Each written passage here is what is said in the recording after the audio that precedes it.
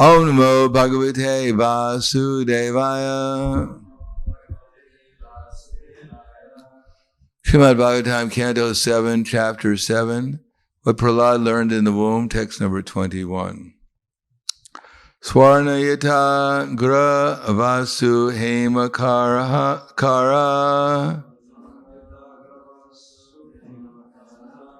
Kshetreshu yogaistad abhigya apnuyat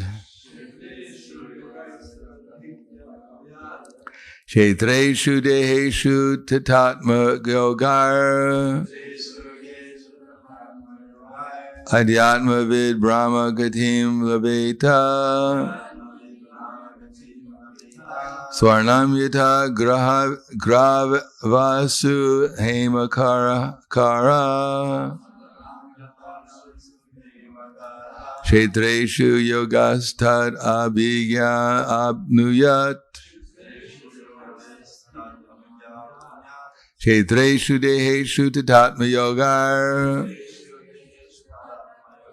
Adhyatma vid brahma gatim labeta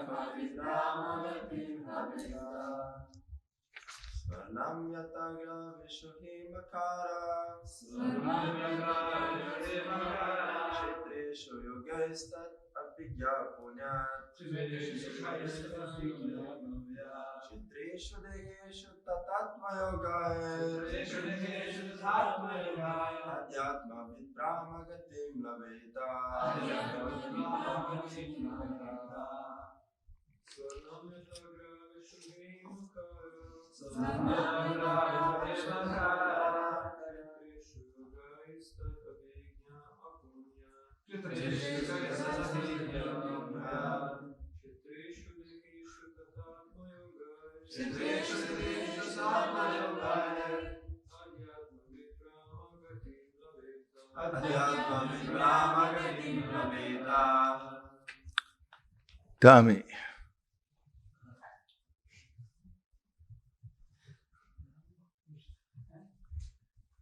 No, neither one of you?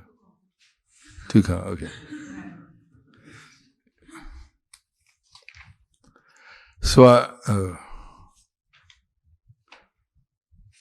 Swarnam, gold. Yata, just as. Gravasu, in the stones of gold ore.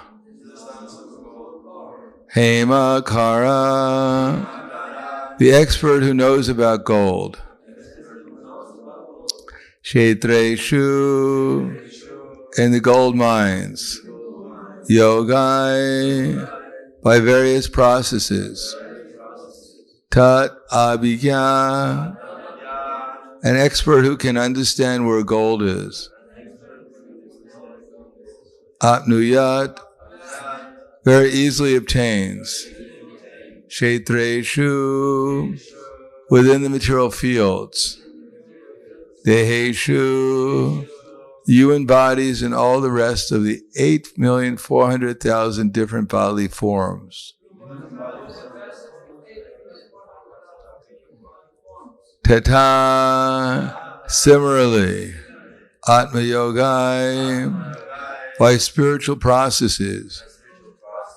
Atmavit, one who is expert in understanding the distinction between spirit and matter. Brahmagatim, perfection in spiritual life. Labeta, may obtain. Translation and purport by His Divine Grace, A.C. Bhaktivedanta Swami Srila Prabhupada. An expert geologist can understand where there is gold and by various processes can extract it from the gold ore. Similarly, a spiritually advanced person can understand how the spiritual particle exists within the body, and thus by cultivating spiritual knowledge, he can obtain perfection in spiritual life. However, as one who is not expert cannot understand where there is gold, a foolish person who has not cultivated spiritual knowledge cannot understand how the spirit exists within the body. Purport. Here's a good example concerning spiritual understanding. Foolish rascals, including so-called gyanis, philosophers, and scientists, cannot understand the existence of the soul within the body because they are lacking in spiritual knowledge. The Vedas enjoin, Tad Vignanartham Gurum Eva Abhigachet. To understand spiritual knowledge, one must approach a bona fide spiritual master. Unless one has been trained in geology, one cannot detect gold and stone. Similarly, unless one has been trained by a spiritual master, he cannot understand what is spirit and what is matter. Here it is said, Yogais Tad Abhigya. This indicates that one who has connected himself with spiritual knowledge can understand that there is a spirit soul within the body. However, one who is in an animalistic conception of life has no spiritual culture and cannot understand. As an expert mineralogist or geologist could understand where there is gold and can thus then invest his money to dig there and chemically separate the gold from the ore, an expert spiritualist can understand where the soul is within matter. One who has not been trained cannot distinguish between gold and stone. Similarly, fools and rascals who have not learned from an expert spiritual master what is soul and what is matter cannot understand the existence of the soul within the body. To understand such knowledge, one must be trained in the mystic yoga system, or finally in the bhakti yoga system. As stated in the Bhagavad Gita 1855, Bhakti mam abhijananti. Unless one takes shelter of the bhakti yoga process, one cannot understand the existence of the soul within the body. Therefore, Bhagavad Gita begins by teaching, Denosmin nita dehe kaumaram yovanam jara tata dahantara praptir diryas tatra namuyati. As the embodied soul continually passes in this body, from boyhood to youth to old age, the soul similarly passes into another body at death. The self-realized soul is not bewildered by such a change. Bhagavad Gita 2:13. Thus, the first instruction is that one should understand that the soul is within the body and is transmigrating from one body to another. This is the beginning of spiritual knowledge.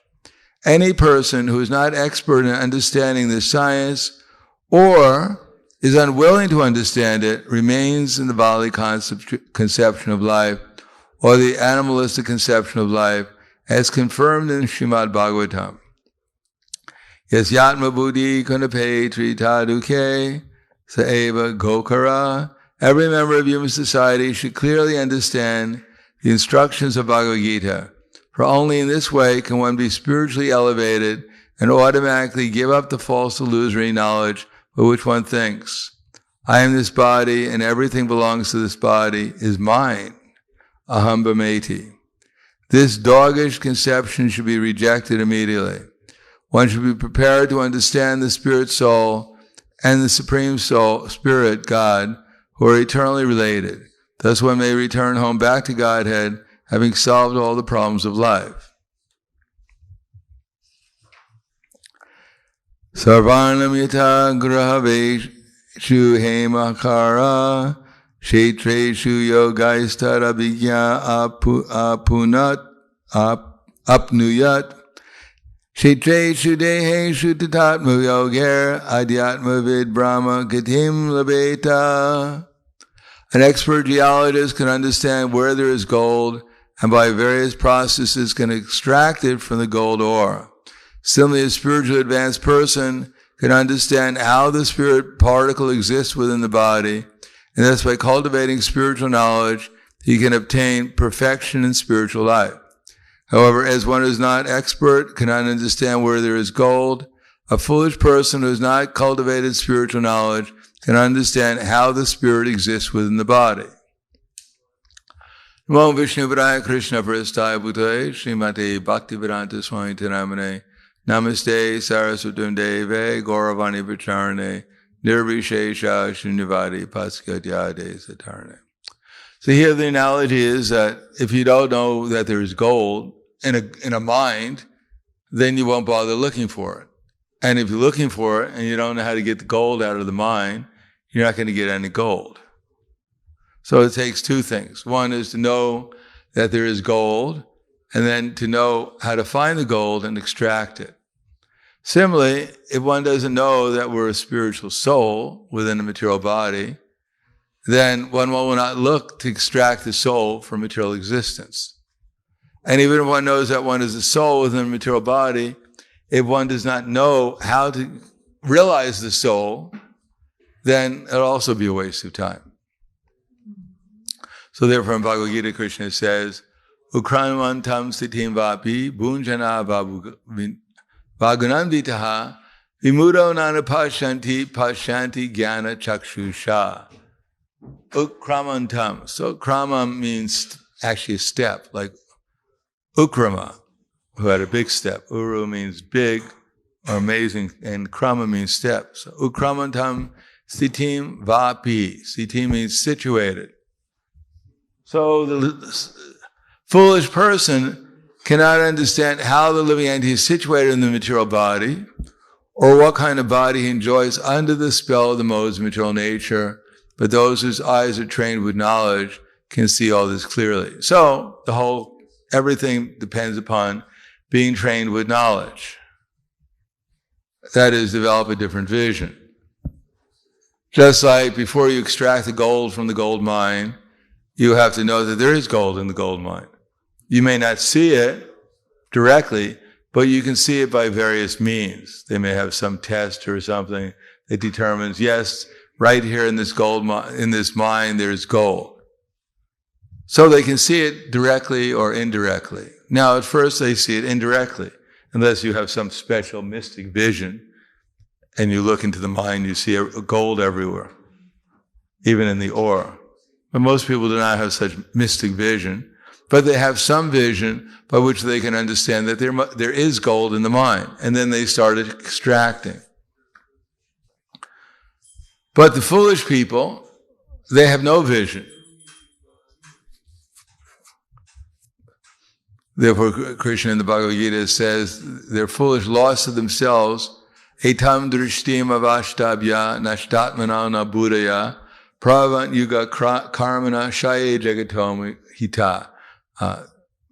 Thus, lost to themselves, etam drishtim, which means they have no vision. Etam drishtim avashtabhya nashtatmano na buddhaya. Those who believe that there is no spirit, there's no God, there's no foundation, there's nothing in control, everything is just going on by accident.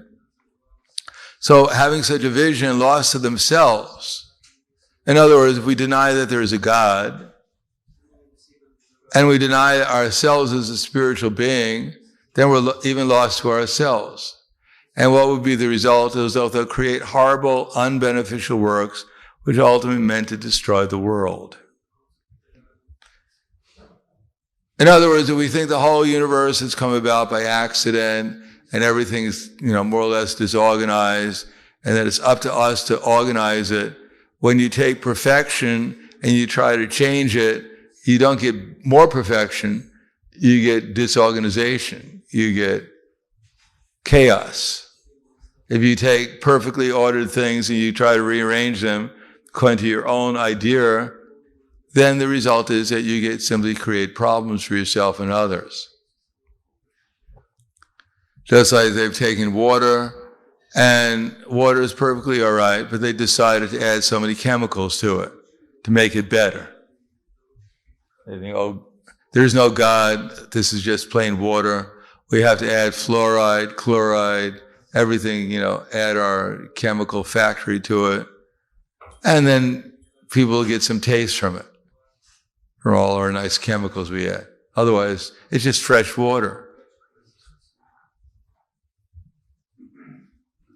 So one has to be able to understand, have some proper vision, and then one has to know how to utilize that vision. But vimudo nanapashanti, people who are in the Bali concept of life, who don't study Bhagavad Gita, they actually believe that as their body is changing, that they're also changing. Now, it is extremely difficult to convince someone who has no pious credit that's such an obvious fact that when their body changes, that they're not changing. It's very difficult to convince them. Why? Because they're under the spell of the modes of material nature. The modes of material nature will not allow them to understand the philosophy. They may believe that they know everything, and therefore there's no need to hear from Bhagavad Gita. Why should I hear from this old book? Usually they pick up the Bhagavad Gita, they hear Dharma Kshetre, Kurukshetre, Samaveda Yuyutsavaha, and they think, oh, too much Sanskrit, and they put it down. And they look at, observing the army in the battlefield, Kurukshetra. Forget it,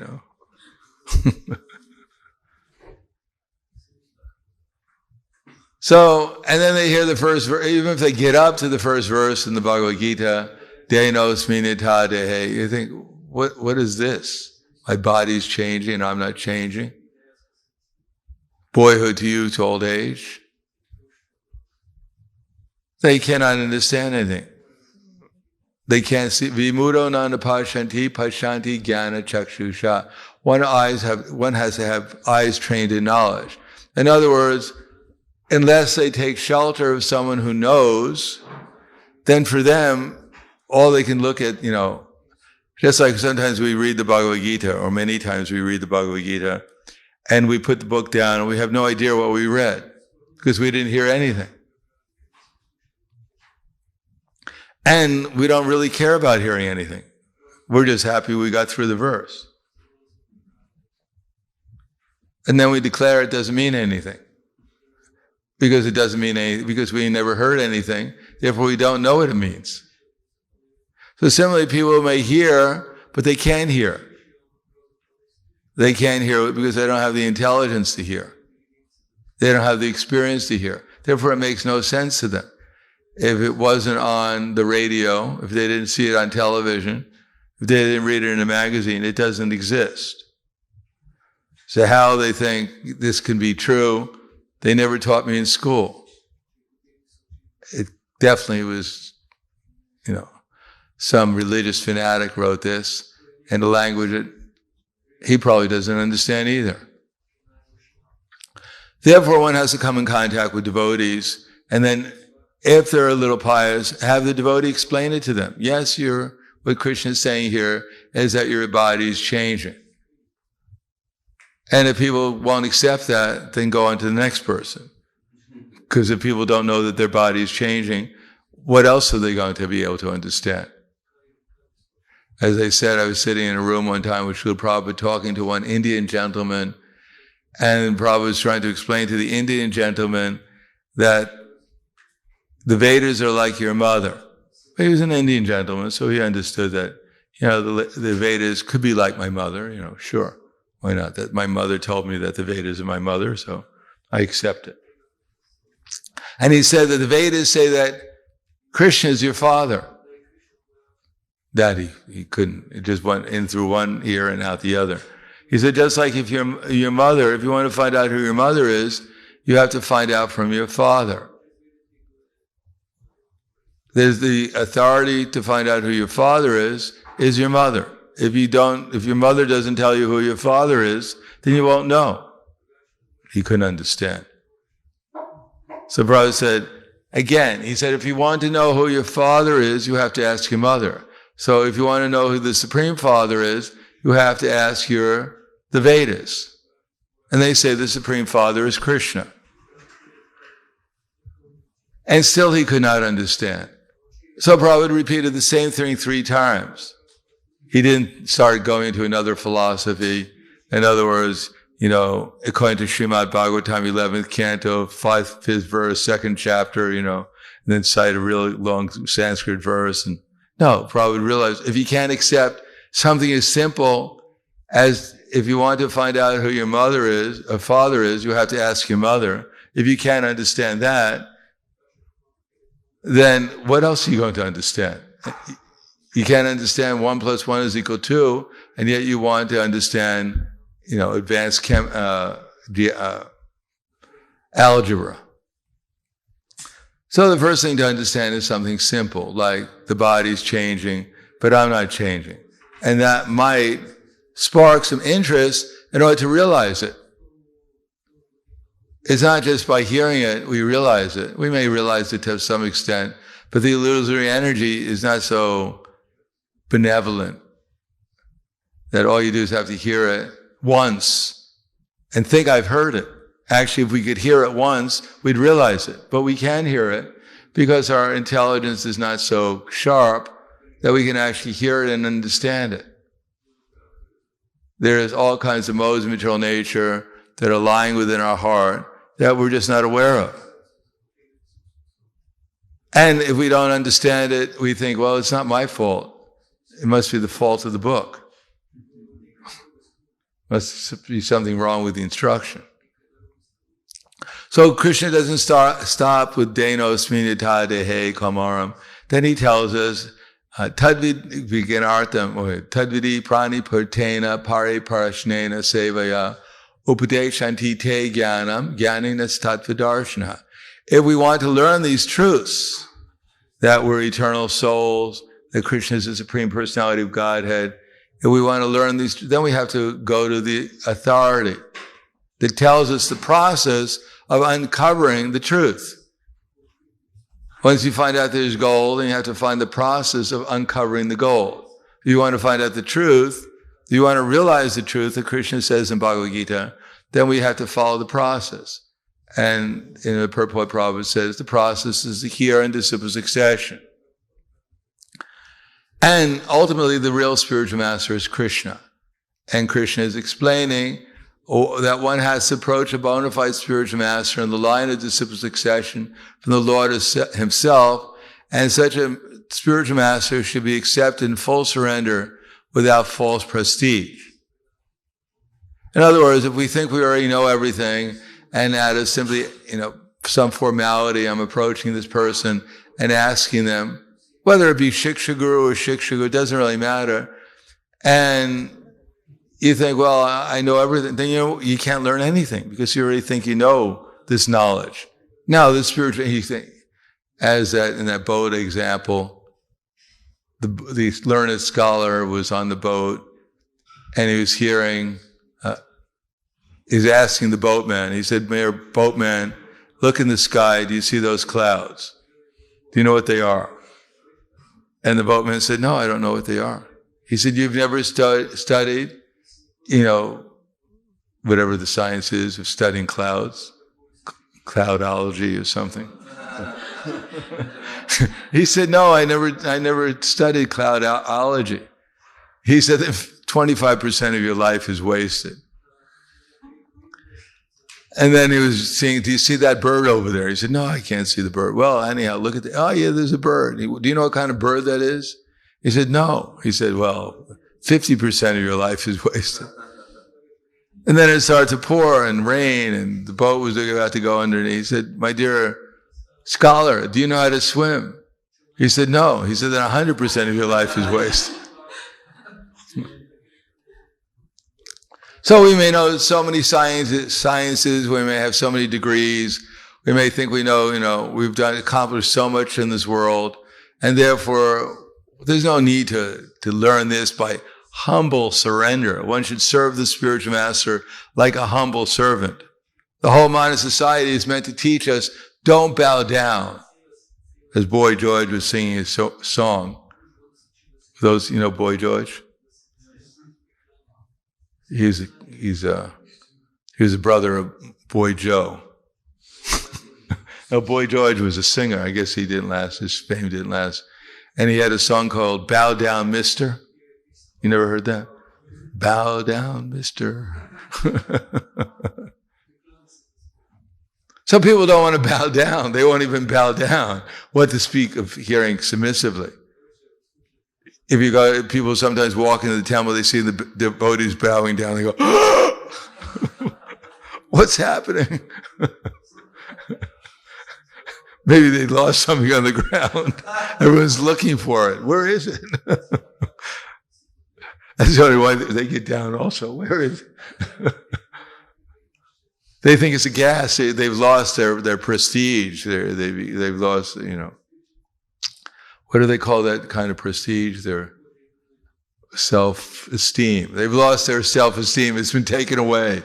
Now they're groveling on the ground. Before this, oh, help me. I'm helpless.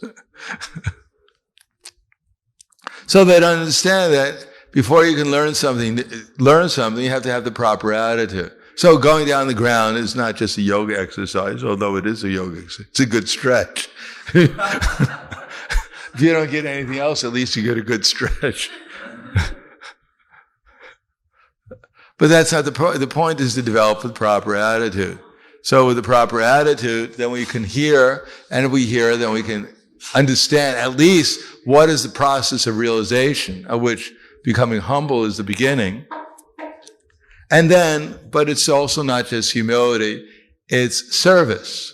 It's putting into practice how to act as a spirit soul. Just as Prabhupada writes in the second chapter of the Bhagavad Gita, not by simply understanding that we're a spiritual soul can one actually obtain perfection. One has to act like a spiritual soul.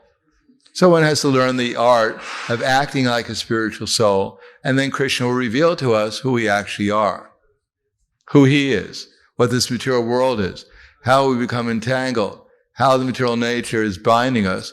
And when we can see these, when Krishna gives us the intelligence, then gradually it says that the influence of the three modes of material nature gradually ceases. We shouldn't think one day I'm going to wake up and everything's going to be clear. It's some miracle. We have to follow the process. And as Krishna sees our sincerity, then gradually he'll reveal these things to us. But if we don't believe there's a process, or if we do believe there's a process, but we don't follow the process, then how are we going to expect that Krishna is going to reveal anything to us? Then we remain in the same, at least theoretical level of consciousness, or at worst, no consciousness. Simply animal consciousness. So I'll stop there. Thank you. Any questions?